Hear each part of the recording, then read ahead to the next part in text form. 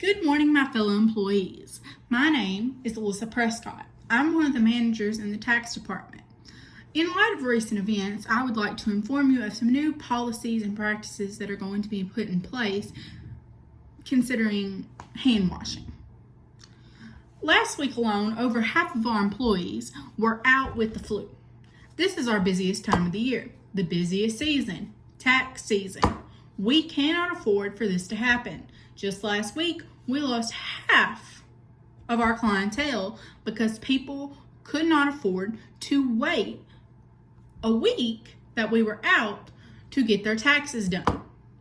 This cannot happen. This is our busiest season. I understand that sometimes flu, strep throat, things happen, but it is more preventable than we have achieved so far. The CDC, or the Center for Disease Control, reports that there have been at least 22 million cases this year of the flu, 250,000 hospitalizations, and 15,000 deaths from the flu, just this 2023-2024 flu season. 74 of those deaths have been pediatric. Do y'all want to take the flu home to your children? This considered, I would like anyone having a fever or experiencing flu-like symptoms to please stay home. We would like to keep the spread down. The CDC also reports that the flu is contagious for up to 7 days after the day before your symptoms start.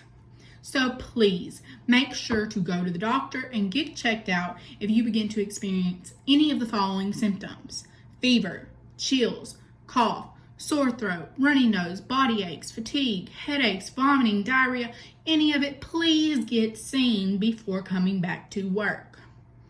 Although the flu has been the main concern of the office, I would like to also put some practices into place to prevent other illnesses such as cold, stomach virus, strep throat, any type of disease or virus.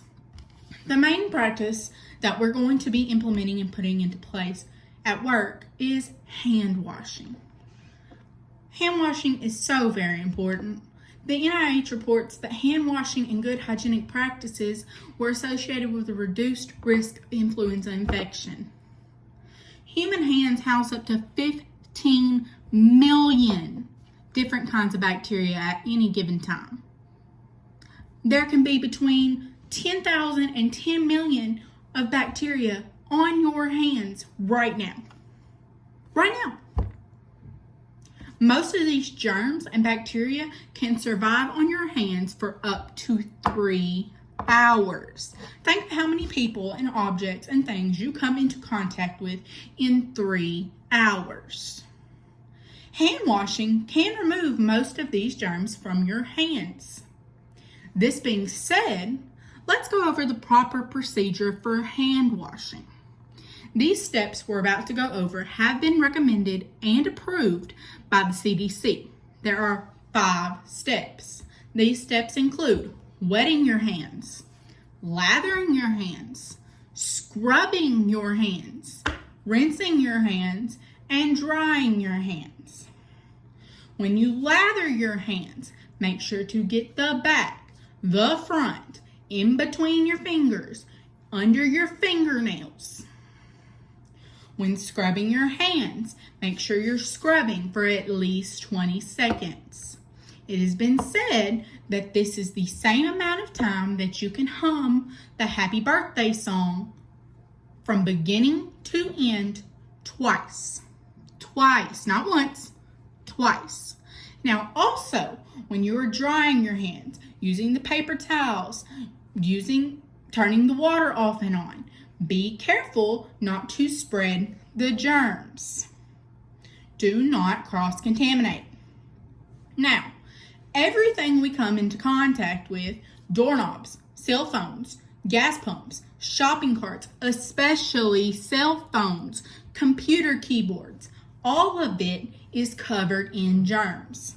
Germs on these kind of items survive longer than they do on your hands. Wash your hands. Now, The CDC tells us that hand washing programs that were based in schools resulted in fewer illnesses and fewer missed days of school. This considered, I would like this speech and these practices that we are implementing into the office and into your workday and hope you take home with you. I hope that these things are going to help us to lead to fewer illness-related missed days of work and help us to reduce the amount of clientele that we are losing. Now, thank you. Please go back to your days of work and please wash your hands.